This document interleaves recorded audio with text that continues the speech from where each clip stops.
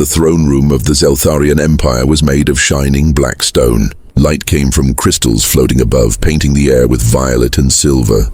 Hundreds of alien nobles stood in silence, their golden eyes watching the humans standing in chains at the center.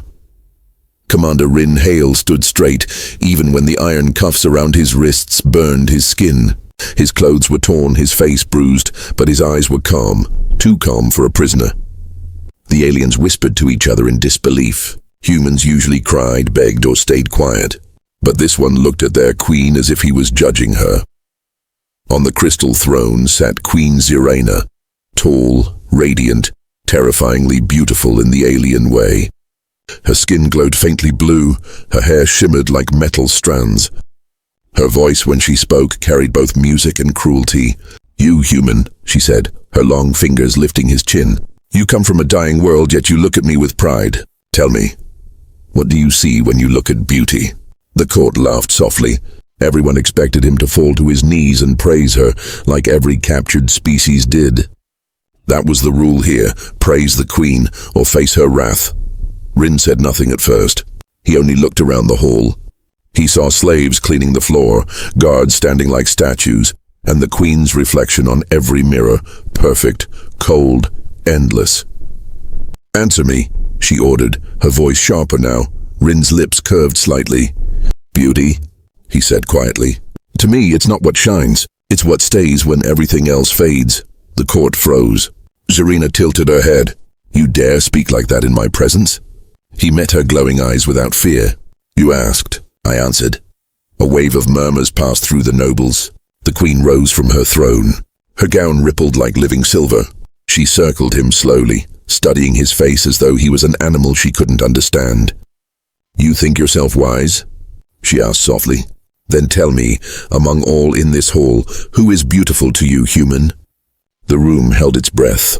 Even the guards seemed to wait for his humiliation. Rin turned his head slightly.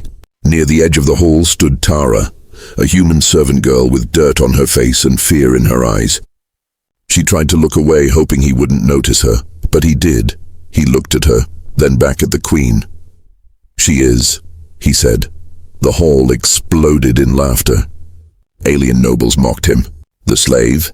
That weak thing," one of them shouted, but Rin didn't flinch.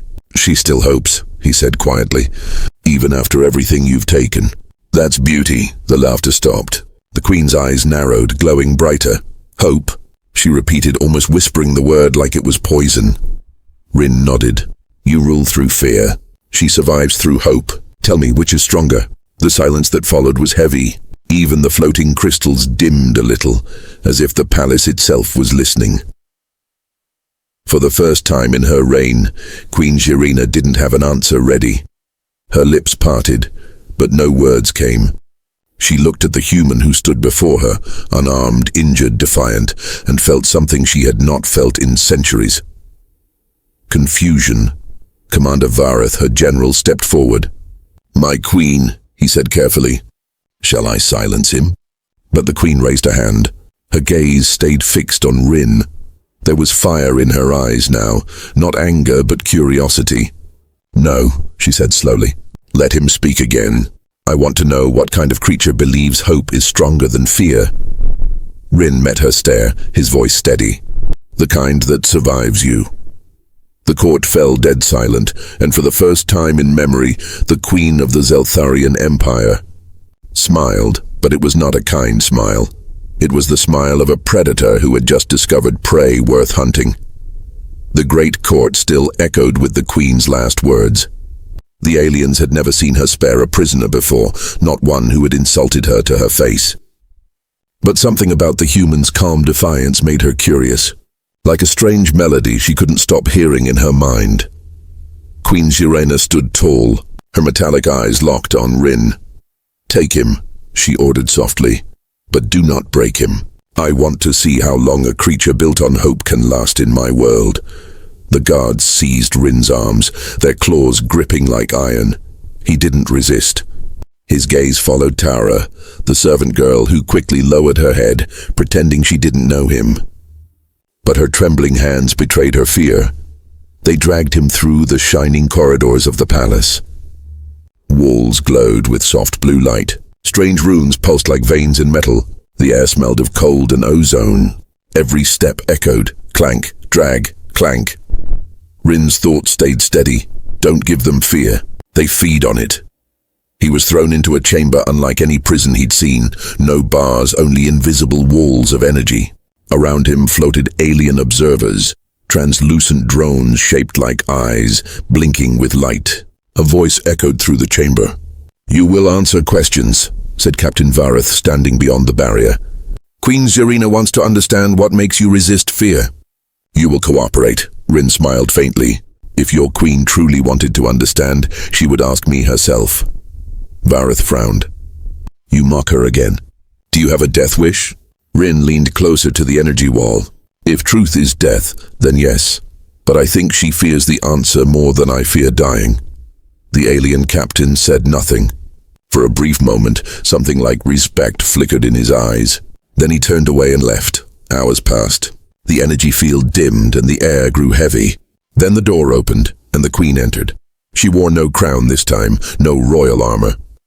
Only a long, dark robe that shimmered faintly in the low light. Her hair floated slightly, as if even gravity obeyed her slowly. She stepped closer until only the energy barrier separated them. "You could have begged," she said quietly. "You could have lived as my pet. Instead, you challenged me in front of my empire." Rin looked straight into her glowing eyes. "A pet lives in a cage even when it eats. I'd rather starve free." Zerina studied him like a scientist watching a new life form. "Why does your kind value freedom so much?" "It brings pain, loss, chaos." Rin's voice was calm. "Because it's the only thing that makes life real. You can own bodies, Queen, but not will." For a second she said nothing.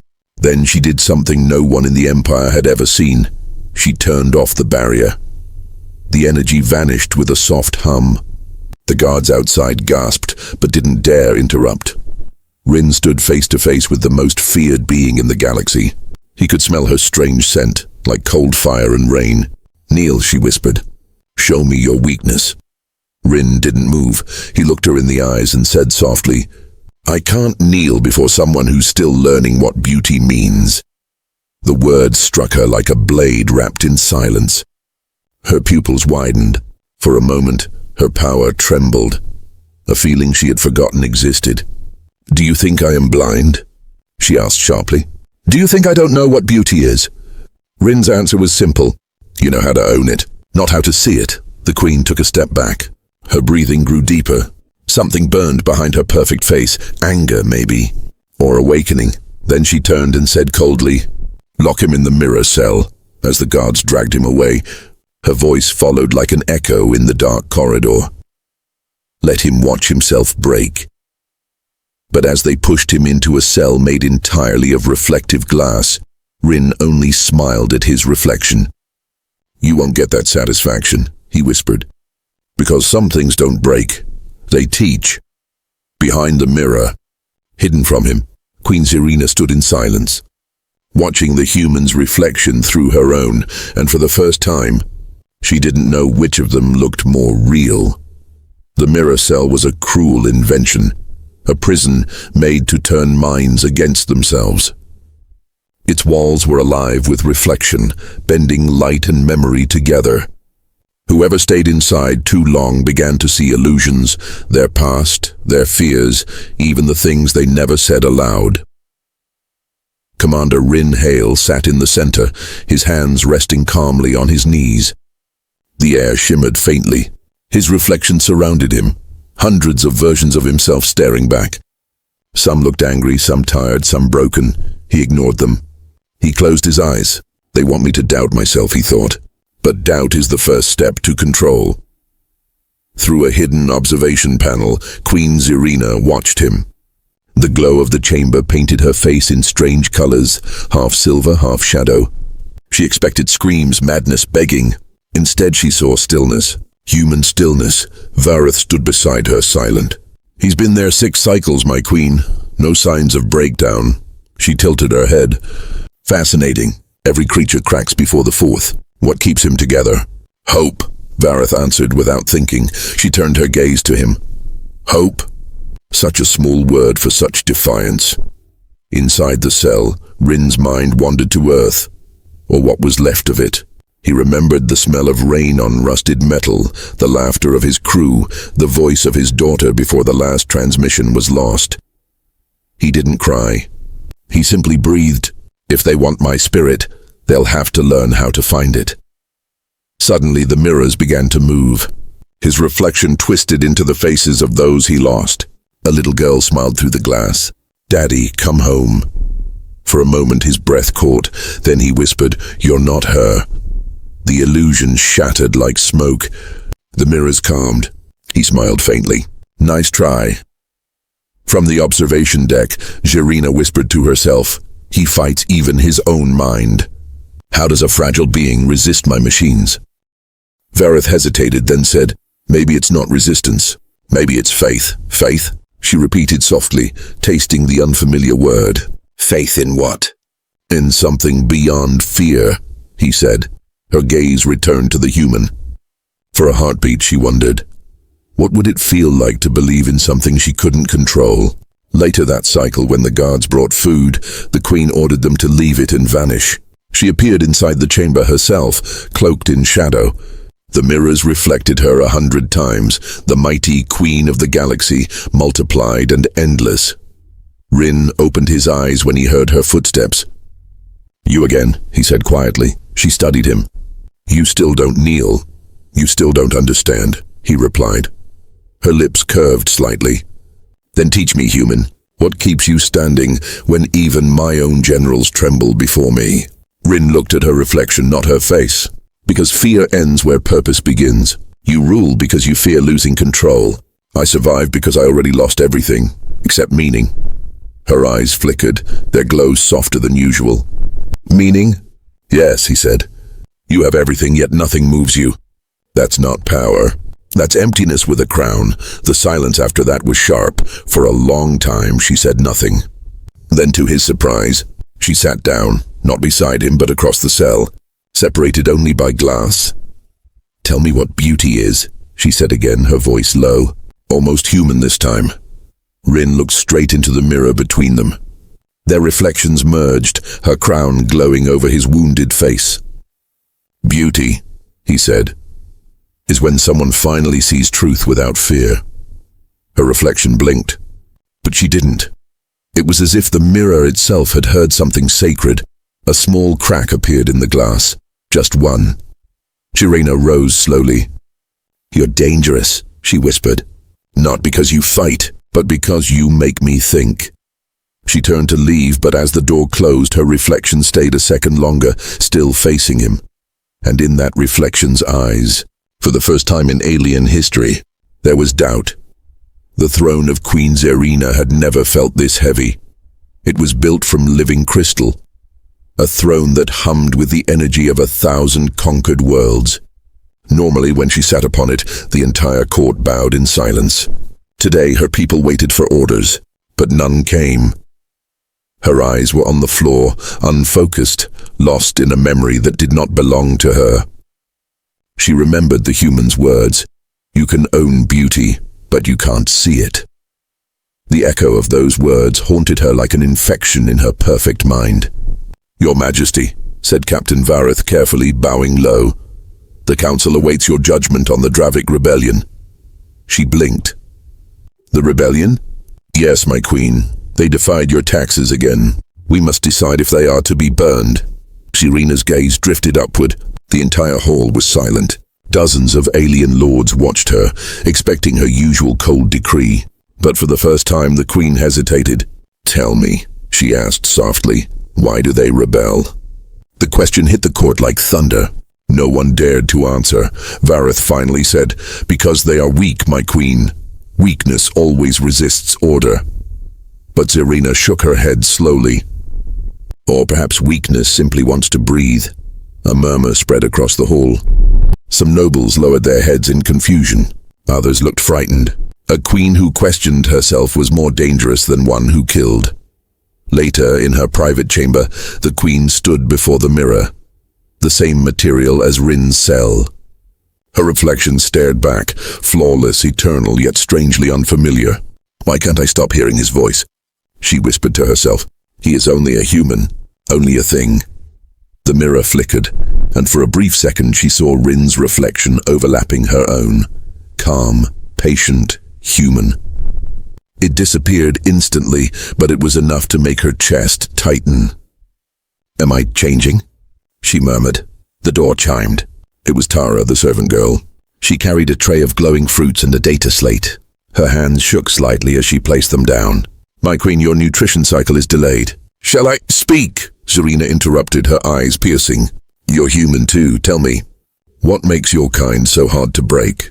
Tara froze. Her throat went dry. I don't know, my queen, maybe because we keep small things alive in our hearts." "Small things?" "Memories, songs, people we love." Serena stared at her for a long time. "Love," she said, as if tasting a forbidden word. "Such an illogical weakness." Tara bowed low. "Perhaps, your majesty, but weakness can also keep us human." The queen said nothing. The servant's words were simple, but they struck deeper than any weapon. When Tara left, Serena stood there in silence, her claws digging slightly into her palm. For the first time in centuries she bled. That night the palace dimmed under a storm of violet lightning. Alone, Queen Serena walked toward the lower chambers where Rin's mirror cell waited. No guards followed. No announcement preceded her. She stopped outside the cell, watching him through the glass. He was still awake, still calm, sketching something on the floor with a piece of broken metal. A symbol. "What are you drawing?" she asked. Rin didn't look up. "A sunrise. There is no sun here," she said. He smiled faintly. "That's why I draw it." For a long time she said nothing. The storm's light flickered across her face, showing 1,000 emotions fighting to exist. "You confuse me," she said finally. "You challenge everything I built." Rin's voice was soft but steady. "Maybe that's because what you built wasn't living. It was surviving." Her breath caught. "And you? What are you doing?" "Reminding you what life feels like." The queen turned away quickly, her heart, if it could still be called that, beating faster than she wanted. Her reflection lingered behind her, watching the human who refused to bow. As she walked back through the empty corridors, one thought echoed in her mind. Not of power, not of rebellion, but of truth. And for the first time since she had taken the throne, the queen of the Zeltharian Empire realized. She had forgotten how to command herself. The Zeltharian Empire had never known silence. Its cities were built from sound. The hum of ships, the chanting of soldiers, the rhythm of obedience. Every being knew their place under the queen's command. But in recent cycles, something invisible had changed. Orders were delayed. Generals whispered behind armored walls. Citizens looked at the palace and wondered if their queen was still watching. Rumors spread faster than light. The queen no longer destroys her enemies. The human made her question herself. The throne has cracks you can't see. In the royal command chamber, Captain Vareth stood before a large holographic map. Red lights marked the spreading unrest. He had served Queen Serena for 30 years, seen her end rebellions with one word. But now her silence frightened him more than any war. "They sense weakness," said General Kor, a hard-faced alien with scales like obsidian. "If the queen continues to hesitate, our enemies will rise." Vareth's jaw tightened. "Careful. You speak of her as if she's gone." Kor slammed his clawed hand on the table. "Maybe she is gone. Maybe the human cursed her mind." Before Vareth could answer, the chamber doors opened. The queen entered, not in her royal armor, but in a simple dark cloak. The generals dropped to their knees, but her eyes were distant, lost in thought. "Rise," she said softly. "Tell me what threatens the Empire." Kor hesitated, glancing at Vareth. "Your Majesty, it's not the outer worlds. It's your silence. The Council demands you act." Serena's gaze drifted to the map, the red lights flickering like wounded hearts. "If I act without understanding," she murmured, "I become the very thing they fear." The room fell cold. Vareth saw it then, not weakness but something rarer, doubt with compassion. When the meeting ended, he followed her down the corridor. "My queen," he said quietly, "forgive me, but the Empire was not built for mercy." She stopped walking. "Then perhaps it was built wrong." He froze. "You would risk everything for a human's philosophy." She turned to him, eyes glowing faintly gold now, not blue. I risk everything for truth, and if one human can make me see what I could not, then maybe the universe is wider than my throne." Her voice trembled slightly, not from fear, but from feeling. It unsettled him more than any roar of power ever had. That night, Vareth couldn't sleep. He walked to the lower levels where Rin Hale was kept. The guards hesitated but stepped aside when they saw his insignia. Inside the mirror cell, Rin was awake, sitting cross-legged on the floor. He didn't look surprised to see him. "You came to talk," Rin said. Vareth frowned. "How did you know?" "Your eyes," Rin replied simply. "They're tired of following orders you no longer believe in." The alien warrior crossed his arms. "You speak as if you can see through me." Rin smiled faintly. "No, I just recognize the look of someone searching for purpose. Humans do it all the time." Vareth hesitated. "She listens to you." "The Queen, why?" "Because," Rin said, "I'm not afraid to tell her the truth. And maybe no one else ever dared." The captain stared at him. "Do you not understand? You've infected her. The court thinks you're a threat to the Empire." Rin's expression softened. "Then maybe the Empire needs to be threatened, before it learns how to feel again." Vareth didn't respond. He turned to leave, but something inside him cracked, the smallest seed of doubt taking root. Meanwhile, in her chamber, Queen Shirina sat before the mirror again. The reflections no longer looked perfect. Her face flickered, one image regal and cold, another softer, almost human. She whispered, "What have you done to me, Rin Hale?" And deep within the palace, the answer came not in words, but in silence. A silence that spread through the Empire like an awakening storm. For the first time in centuries, the Empire trembled. Not from rebellion, but from change. The palace corridors once sang with order, boots striking metal floors, commands echoing like music. Now silence crept in like a ghost. Whispers replaced obedience. Eyes that once looked down began to look around. Something had changed in the hearts of the Zeltarian people. It started small. A guard hesitated before striking a slave. A servant looked up instead of bowing. A pilot ignored an order to fire, and no one could say why. But in truth, everyone knew. It began with him, the human who wouldn't kneel. In the lower halls, the mirror cell shimmered faintly. Rin Hale sat in meditation, calm as ever. He no longer looked like a prisoner, more like a monk teaching the air how to breathe. Tara slipped through the side door, carrying food wrapped in silver cloth. She spoke softly, eyes darting to the corners. "The guards whisper about you. They say the Queen has gone strange." Rin smiled. "Strange is just another word for awake." "She listens to you," Tara said. "And now even the soldiers question themselves. What happens if the council decides to end you?" Rin looked at her, eyes steady. "Then I'll die knowing the chains began to think for themselves." Above them, in the throne chamber, the council stood in a storm of fear. 12 alien lords faced Queen Shirina, their metallic robes rustling like blades. "Your Majesty," hissed Lord Carr, "this human is poison. He spreads weakness like disease." Another added, "Already your soldiers hesitate. The slaves whisper songs of rebellion. You must execute him now." The Queen listened quietly. Her expression was unreadable, but her eyes glowed faintly gold, not blue. "Tell me," she said softly, "if one man's words can shake an empire, is it him who is strong, or us who are weak?" The chamber froze. None dared to answer.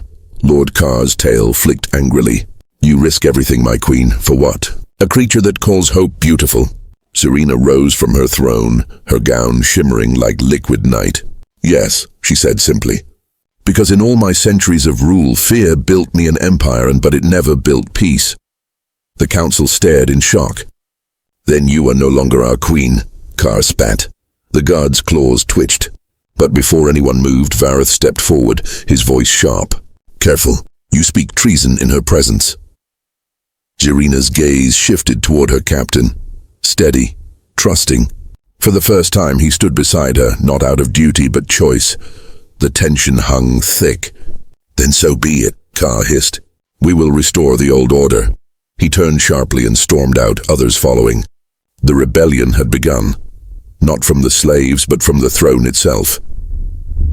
Hours later, in the underground cells, alarms echoed. Red lights flared. Tara rushed in breathless. "They're coming for you, Rin." "The Council's soldiers. They mean to kill you before the Queen can stop them." Rin stood calmly. "Then the moment is here." "What moment?" He looked toward the ceiling, where thunder rumbled through layers of alien metal. "The moment every chain decides who it really serves." He placed a hand on the energy barrier. "When they open that door, don't run. Watch." The door burst open. Soldiers poured in, helmets shining, weapons glowing. But before they could move, the energy field collapsed on its own. The palace power grid flickered. Queen Serena had turned it off. She entered the chamber, eyes burning with fierce calm. "Stand down," she commanded. One soldier raised his weapon. "By order of the council, you are no longer. I am still queen," she thundered, her voice shaking the walls. "And I choose life." The soldiers froze. Tara gasped.